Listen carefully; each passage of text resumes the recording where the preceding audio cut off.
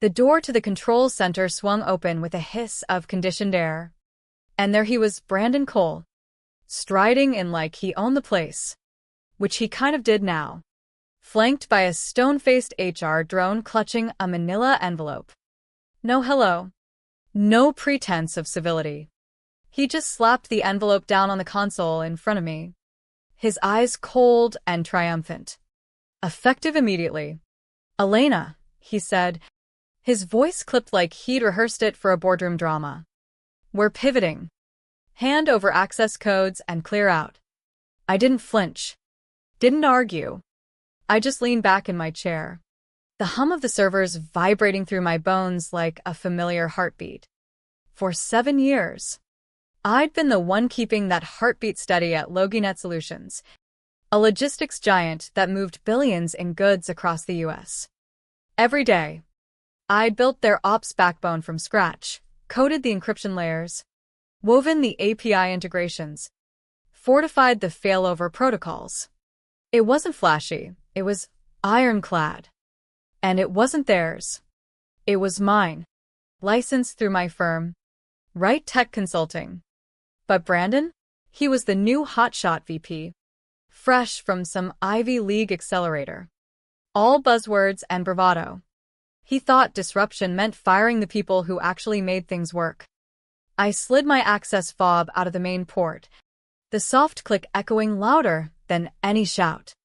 Sorry, Brandon, I said evenly, meeting his gaze. That's not how this works. His smirk faltered for a split second, but he recovered with a scoff. The HR guy shifted uncomfortably. I stood, pocketed the fob, and walked out without another word, the door sealing behind me with finality. Outside, the San Francisco fog rolled in thick, mirroring the storm I knew was coming. They wouldn't feel it yet. The system was designed to hold steady for a bit. But soon? Oh, soon. LogiNet wasn't always the behemoth it became. When I joined as a contractor back in 2018, it was a scrappy outfit in the Bay Area, piecing together warehouse tracking and supply chain syncs with duct tape code and prayer. The founders saw potential in me, a systems architect with a knack for turning chaos into clockwork. I didn't take a full-time gig. I insisted on consulting through Right Tech. That way, the intellectual property stayed with me, the core algorithms, the routing schemas, the security vaults. They agreed because they needed results, not ownership. Over the years, I layered it all in, real-time inventory drifts corrected on the fly, SLA monitors that pinged alerts before breaches hit, hybrid clouds that balanced on-premises iron with AWS elasticity. It scaled quietly through pandemics, tariffs, and 2 recessions. Clients like Megafreight and Coastal Med loved it. Seamless, invisible, profitable. I turned down promotions twice. Keep me independent, I'd say. It's better for everyone. The old CTO, Maria Ruiz. Got it. She signed off on renewals, embedding clauses that protected my IP, no transfers without mutual consent, no third-party overrides without my sign-off. It was buried in the fine print, but solid as steel. Then came the reorg. Founders cashed out partial stakes. And in waltzed Brandon, nephew to one of the investors, armed with an MBA and a mandate to modernize. He didn't bother learning the system. First meeting, he waved away my demo. Legacy stuff, he sneered. We're going full SaaS. Elena. No more custom Frankenstein code. I warned him then. Calm as ever. This isn't plug and play. The core's licensed under Right Tech. Disrupt the keys, and you'll trigger isolation modes. He laughed it off. We'll refactor. Legal's got it. But legal skimmed. They always do when things are running smooth. Brandon's pivot started small but snowballed fast. He carved up teams into innovation squads, outsourcing audits to some flashy firm called NexusFlow. Fired the guy who'd maintained our VPN tunnels for a decade because he vibed too cautious. In all hands, he preached agile ops, projecting slides of sleek dashboards that looked pretty but ignored our gritty realities, like reconciling manifests across 50 states with varying regs. I pushed back in memos, documented every risk. Rehosting without IP audit could lock critical nodes. He replied with emojis, thumbs up, rocket ship, like it was a Slack joke. Meanwhile, the system hummed on. My silent guardian. I watched him gut redundancies, thinking speed trumped stability. One night, after a botched test migration, we lost sync on East Coast hubs for 3 hours. Clients grumbled, but Brandon spun it as growth pains. I cornered him in the hall. You're cutting too deep. The architecture's mine. Clause 14b requires my approval for changes. His eyes narrowed. You're obstructing progress. Elena. Adapt or step aside. I didn't step aside. He pushed me out. But as I drove home that foggy evening, the city lights blurring through the windshield, a quiet satisfaction settled in. I'd built fail-safes not out of spite, but foresight. Missed 3 heartbeats without my fob. Freeze. No chaos. Just a polite shutdown. They'd learn soon enough what invisible really meant when it vanished. The first glitch hit around midnight, subtle as a whisper. Batch jobs queued but didn't process. By 2 a.m., API pings from Megafreight timed out. I wasn't monitoring, didn't need to. My phone stayed dark. Pride kept them from calling. Instead, they roused the on-call team. Poor Raj fumbling through logs in his pajamas while Brandon loomed over Zoom, demanding fixes. Just bypass it, he'd bark. But you can't bypass design.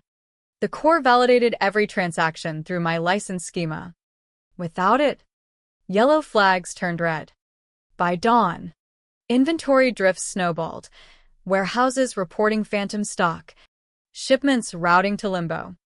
Brandon downplayed it in the morning stand-up, teething issues from the transition. But whispers spread. Finance flagged stalled billings. Ops leads eyed each other nervously. I spent my morning sipping coffee in my home office, fielding a casual inquiry from Apex Dynamics, a rising star in federal logistics. Their CTO had heard rumors. Interested in consulting? She asked. I smiled. Timing was everything. As the sun climbed higher over the bay, Loganet's control room buzzed with a tension thicker than the fog outside. Screens flickered with alerts. But no one dared say the words, system failure. Brandon paced like a caged animal, firing off commands to the skeleton crew. Reroute through the dev env. Force the sync. But the dev env was a sandbox, isolated by design. My design. It couldn't touch live data without the master key, which I'd revoked the moment I unplugged. Raj, bless him, tried explaining.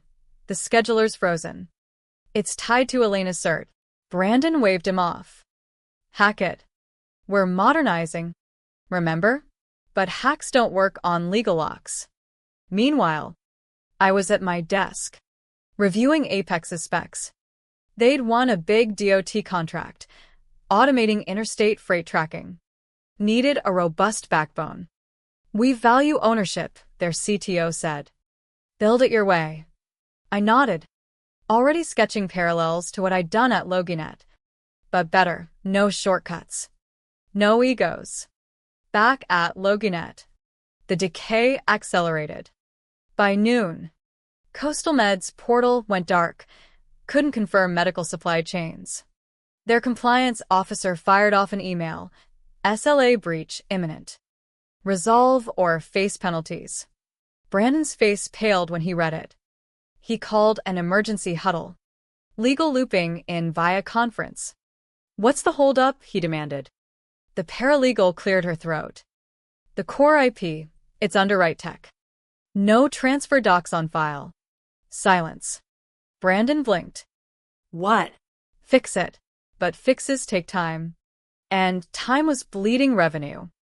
Partners pinged relentlessly. Internal tickets piled up. I knew the cascade. First sinks, then manifests, then full gridlock. That afternoon, Brandon tried outsourcing to Nexus Flow. Their engineers logged in, poked around, then backed out fast. This is proprietary, they reported. Can't touch without release. Brandon slammed his fist. But the system didn't care. It just froze deeper. I warned him again in my mind, replaying those ignored memos. Months back, when he announced the Nexus pivot, I'd laid it out. The hybrid licensing embeds in every layer. Skip the audit, and you'll hit walls. He smirked. We're agile. We'll iterate. Iterate on what? A house of cards? He slashed budgets for maintenance, calling it bloat. Let go of 2 admins who knew the quirks. In town halls, he paraded mock-ups of seamless cloud ops, ignoring my slides on risks. Elena's pessimistic, he'd say with a chuckle. The team laughed nervously, but I saw the doubt. One engineer pulled me aside. This guy's clueless. I shrugged. He'll learn. Now. He was learning the hard way. By evening, the board got wind. Everett Lang, the founder semi-retired in Napa, dialed in furious. Why's our backbone offline? Brandon stammered excuses. Transition hiccups. But Everett wasn't buying. Get Elena back. Brandon hesitated. She's out. The line went dead silent. That night, as I cooked dinner, pasta with a view of the Golden Gate, I felt the shift. Not vengeance. Just justice. My phone buzzed, a veiled message from an old colleague. Shitstorm here. Miss you. I didn't reply. Instead, I emailed Apex. Let's talk terms. Their response was swift. Name your price. Power wasn't in anger. It was in preparation. Brandon thought he could erase me with a folder. But I'd woven myself into the fabric. Tear it out, the whole thing unravels. The next day dawned crisp. But Loginet's ops were anything but. Red alerts dominated dashboards, manual workarounds clogged workflows. Brandon called a war room, barking at legal. Sue her. Breach of duty. The lead attorney sighed. She's not an employee. Contractor. And Clause 14b, IP stays hers unless dissolved mutually. Brandon's jaw dropped. Dissolved? Who signed this crap? Previous leadership. Renewed thrice. He stormed out. But the truth lingered. They tried cloning configs into Nexus. But mismatches triggered errors. Megafreight threatened pullout. $3 million daily loss. Panic set in. Meanwhile, met Apex's team virtually. Your Loginet works legendary, they said. Replicate it here? I smiled. Improve it. By midweek. Loginet's facade cracked wide.